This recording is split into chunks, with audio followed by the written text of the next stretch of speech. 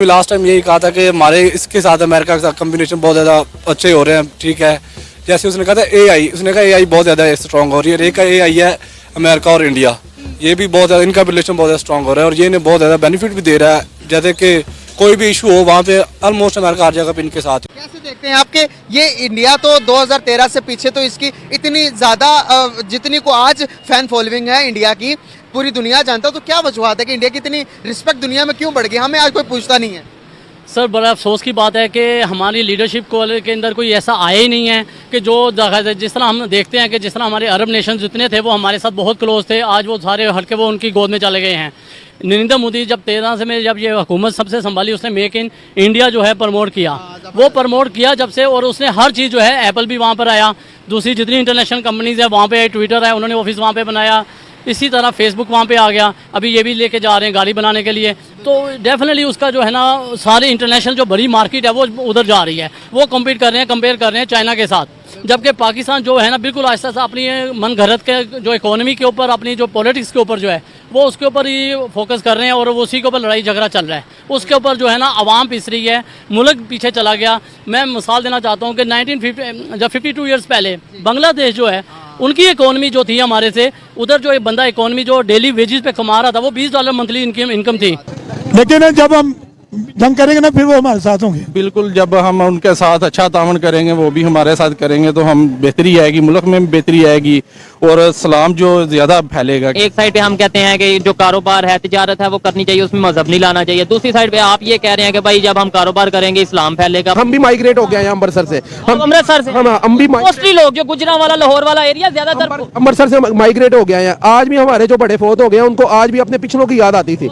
हम कैसे उनको बुरा कहें? वो उन्होंने हर अदारे को अपनी औकात में रखा हुआ, अपनी लिमिट में रखा हुआ है। हमारे इधर जो अदारा जिस अदारे के खिलाफ कोई बात करता है वो अदारा अपना रिस्पॉन्स अपने एविडेंस इस्तेमाल कर लेता है। अवाम उधर की उधर है, अदारे भी तरक्की कर रहे हैं, अदारे भी पावर में है और हुक्मरान भी ऐसे ही है जो काम अच्छा करने लगता है उसकी सीढ़ी उसकी टांग खींचते हैं, चल भाई तू कार। कुछ को फांसी दे दी, कुछ को पाकिस्तान से मुल्क बदर कर दिया। एशिया के अंदर मेरे आप कंपैरिजन कर रहे हैं कि पूरे वर्ल्ड में जी, तो पूरे वर्ल्ड में भी मोदी का जो है बहुत ज़्यादा डंका बज चुका है। और इसके अलावा ये जो एशिया है, एशिया में तकरीबन हर बंदा मोदी का फ़ैन बनता जा रहा है और उनके काम का उनकी मेन वजह यही है कि वो क्यों इतने ज़्यादा लोग उनको पसंद करने लगे हैं कि वो इंसानियत की बात करते हैं, वर्ल्ड की बात करते हैं कि वो पूरी दुनिया को उनका जो है उनको चेंज कर देना। जय दोस्तों, एक मीडिया रिपोर्ट के अनुसार भारत 2025 तक सुपर पावर बनता हुआ दिखाई दे रहा है।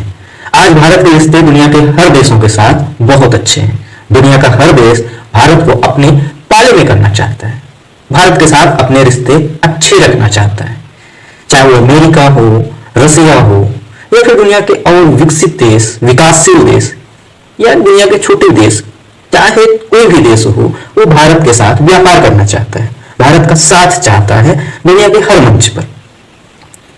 तो इस पर हमारे पड़ोसियों की क्या राय है, चलिए देखते हैं।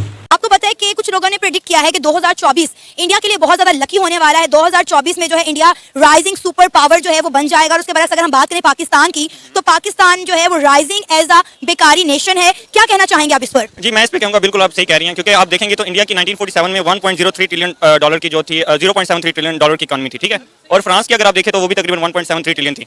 आज इंडिया की जो इकॉनमी है वो 3.3 ट्रिलियन डॉलर से क्रॉस कर गई है अकॉर्डिंग टू वर्ल्ड स्टैटिस्टिक्स। लेकिन अगर आप देखेंगे फ्रांस की तो भी 1.03 ट्रिलियन डॉलर पे, इट मींस कि इंडिया राइज कर रहा है। लेकिन जैसे अगर हम देख लें, हम एज अ भिखारी नेशन, इन्वेस्टमेंट उठ रही है, मुल्क आगे नहीं जा रहा, लॉ जस्टिस कोई नहीं है। जब हजरत अली का फरमाना है कि जब तक वो कौमें कभी भी कामयाब नहीं हो सकती जिनका जो इंसाफ है वो ना हो, तो जब तक हम ऐसे मामलात में रहेंगे और हमारी डेमोक्रेटिक नहीं होगी और गवर्नमेंट से आए रोज तब्दील होती जाएंगी, तो इससे मुझे नहीं लगता कि कभी पाकिस्तान आगे बढ़ पाएगा। आपको पता है कुछ दिन पहले वर्ल्ड बैंक ने भी एक बयान दिया, स्टेटमेंट दी। उन्होंने कहा कि पाकिस्तान का इकोनॉमिक मॉडल जो है वो काम नहीं कर रहा, पाकिस्तान में गुर्बत की शरह दिन ब दिन बढ़ती चली जा रही है। लेकिन अफसोस की बात है, हमारा मुल्क पाकिस्तान जो है बेशुमार मदनियात से, बेशुमार वसाइल से माला माल है, लेकिन उसके बावजूद भी हम हमेशा दूसरे मुल्कों के आगे हाथ फैलाते, कटोरा लेकर उनसे भीख मांगते हुए नजर आ रहे हैं। अब आप यकीन करें, शर्मिंदगी होती है, क्योंकि इंटरनेशनल लेवल पर हमारे सियासतदानों ने हमारा इतना गंदा इमेज बना दिया है कि ये लोग तो हर मुल्क में सिर्फ मांगने के लिए जाते हैं, तो हमें ऐसा बेकारी नेशन डिक्लेयर कर दिया गया है। एग्जैक्टली आप सही कह रही हैं, मैं भी इसके ऊपर इत्तेफाक करूंगा। लेकिन इसमें जस्ट आप ये कह लें, आपके सियासतदानों का कोई मसला नहीं। आप अगर देखें अकॉर्डिंग टू वर्ल्ड स्टैटिस्टिक्स, अगर आपकी 50% से पॉपुलेशन ज्यादा है, 50% पॉपुलेशन ज्यादा अच्छी है, लाइक वो अपना काम अच्छा कर रहे हैं, ईच एंड एवरीथिंग ईमानदार है, करप्ट नहीं है,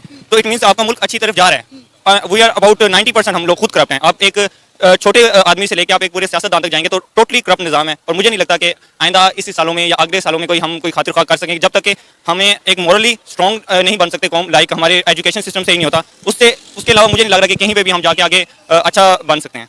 आप क्या कहेंगे इंडिया की इकोनॉमी, अगर हम ग्रोथ की बात करें तो 7.7% उनकी इकोनॉमी जो है वो ग्रो कर रही है, और पाकिस्तान की इकोनॉमी का हाल आपके सामने है। उनके यहाँ कब कोई डिक्टेटर आया है ये आप मुझे बताएं। हमारा हर 2 साल के बाद क्या नाम है तख्ता उलट जाता है। जब तक ट्रू जमहूरियत नहीं आएगी इस मुल्क में, ये मुल्क तरक्की नहीं करेगा।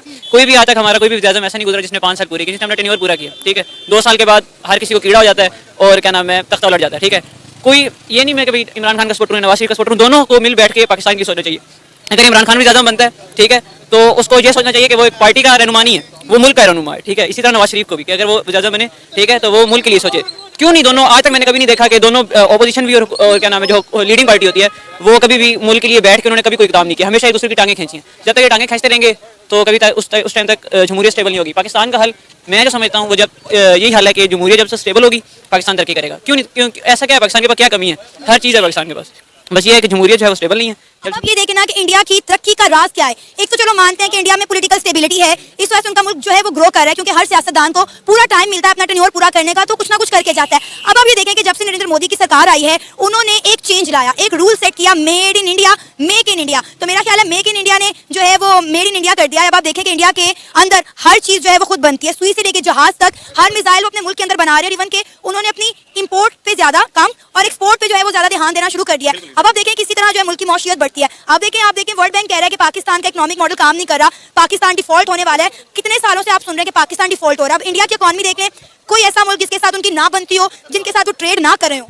एग्जैक्टली आप देखें इंडिया के जो आप अगर वर्ल्ड के बिलियनर्स का भी देखें तो इंडिया में तकरीबन कोई 167 बिलियनर्स हैं, लाइक टाटा कंपनीज है, अडानी ग्रुप है। तो उन्होंने एक पॉलिसी बनाई है, उन्होंने एक पॉलिसी होती है कि आपके जो मेन फैक्टर होता है ना, ये नहीं है कि इंडिया वाले करप्ट नहीं है, they are most corrupted nations हमारे जैसी हैं। बट पॉइंट ये है कि उन्होंने एक रूल्स एंड लॉ को और उसके बाद जो उनकी इकोनॉमी जो इन्वेस्टर्स था उनका एक एतमाद जीता है। और बीइंग उनके एक 1 बिलियन से ज़्यादा आबादी होने की वजह से, 1 अरब आबादी ज़्यादा होने की वजह से इनको एक वो भी एज मिल जाता है कि उनकी लेबर जो है वो सस्ती होती है। तो पाकिस्तान को इस वजह से काफ़ी ज़्यादा एज नहीं मिलता और कोई भी इन्वेस्टर को अपनी मार्केट देखेगा। लाइक बात सुने, ट्रस्ट तो गेन करना पड़ता है ना। अगर इंडिया ने इंटरनेशनल मार्केट का ट्रस्ट गेन किया है तो आज पूरी दुनिया उसमें इन्वेस्ट कर रही है। आपके मुल्क में इन्वेस्टर क्यों नहीं आता? क्योंकि आपने ट्रस्ट गेन नहीं किया, आपने उन्हें फेवरेबल पॉलिसीज नहीं दी, आप उन्हें अच्छे रिटर्न्स नहीं दे रहे। अमेजोन आया पाकिस्तान में, क्या हाल किया हम लोगों ने अमेजोन का, हमने इतना फ्रॉड किया, अमेजोन ने अपना बोरी बिस्तर लपेटा और पाकिस्तान से चला गया। तो भाई जब तक आप किसी इन्वेस्टर का ट्रस्ट बिल्ड नहीं करेंगे वो आपके मुल्क में कभी भी इन्वेस्टमेंट नहीं करेगा। मुझे आप ये बता दें, चलें आप रिपोर्टर हैं, आप मुझे इस बात का जवाब दें कि पाकिस्तान कौन चला रहा है। आपने तो अभी बोले ना इंडिया नरेंद्र मोदी चला रहा है, ठीक है, आपने कॉन्फिडेंटली बात कर दी है, ठीक है। आप मुझे बताएं कि हमारा मुल्क कौन चला रहा है। उनको वही नहीं पता कि हमारा मुल्क कौन चला रहा है। अब इस दौर को या भारत की तरक्की को देख रहा हूं, मुझे गुप्ता डायनेस्टी, शोका सिविलाइजेशन, मुझे सारी चीजें वो नजर आ रही हैं।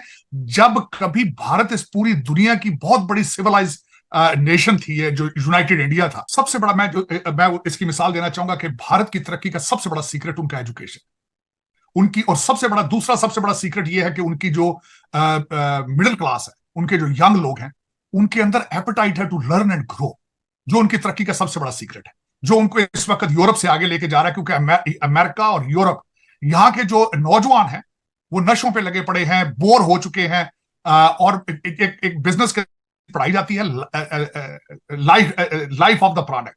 तो इनकी प्रोडक्ट ऑलमोस्ट जो है वो खत्म होती नजर आ रही है।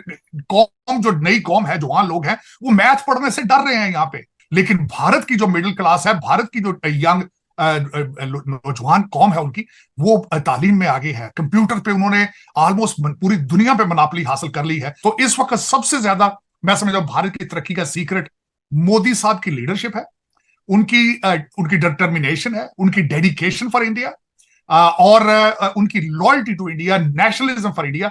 ये सारे सीक्रेट है। ये कनाडा का जो ट्रेंड है सबसे ज्यादा जाने का सिर्फ भारतीय पंजाब के अंदर है और ज्यादातर हमारी सिख बरादरी के अंदर है। दूसरी कौमें, इस वक्त मैं खुद आई विटनेस ये कर रहा हूं चीजें, कि वो यहां से वापस इंडिया जा रहे हैं। वहां पे उनकी तनख्वाहों के पैकेज जो है वो डॉलरों के कंपेटिबल हैं उनके, बल्कि वो प्रेफर करते हैं कि भारत में जाकर एक अच्छी जिंदगी गुजारें, अच्छा लाइफस्टाइल गुजारें, और तनख्वाहें उनकी अमेरिका के डॉलरों के बिल्कुल बराबर है। भारत के अंदर 1300 यूनिवर्सिटियां इस वक्त, आपके पास टूटी फूटी कुछ 70-80 सारी यूनिवर्सिटियां हैं, और वहां से भी जो ग्रेजुएट लड़के होकर निकलते हैं वो इंग्लिश के 2 लफ्ज सीधे नहीं बोल सकते, बल्कि खबर कम है, मुझे मजाक ज्यादा लगता है। हमास के लीडर जो हानिया इस्माइल हैं, उन्होंने इस्लामाबाद में एक वीडियो लिंक पे खिताब किया है और पाकिस्तान के बारे में 2 लफ्ज उन्होंने कहा, ये बहादुर कौम है और मुजाहिदीन है और हम इनसे मदद की इनको कहेंगे इजराइल से करें। मैं समझ रहा था कि उन्होंने वाकई मजाक किया कि क्या इंडिया आपसे बात करना चाहता है। मैं उसके बारे में बताना चाहूंगा। एक तो ये आपकी जरूरत है, उनकी जरूरत नहीं है, नंबर 1। दूसरा, जो माजी के अंदर आपने उनके एतमाद को कई दफा ठेस पहुंचाई है, उधर से उनको कई उस पर शिकवे गिले मौजूद ना उन्होंने किया। मैं अब I'm feeling very honored, humbled, और शुक्रिया मेरी तरफ से बहुत बहुत। लेकिन जो उसमें मैंने बात की थी, मैंने मोदी जी के आने वाले इलेक्शन में उसकी प्रेडिक्शन की थी, और मैंने उसमें कुछ वजूहात बताई थी कि इस वक्त मोदी साहब की पॉपुलैरिटी की वजूहात क्या है। और मैंने उसमें कोई भी ऐसी चीज जो है जिसको एग्जैजुरेट नहीं किया था, बिल्कुल हकीकत में सारी चीजें बताई थी कि किस तरीके से पिछले साल 2 साल से वो मुसलसल ना सिर्फ भारत को, भारतीय करेंसी को, भारत की इकोनॉमी को, भारतीय डायस्पोरा को किस तरीके से वो प्रमोट कर रहे हैं।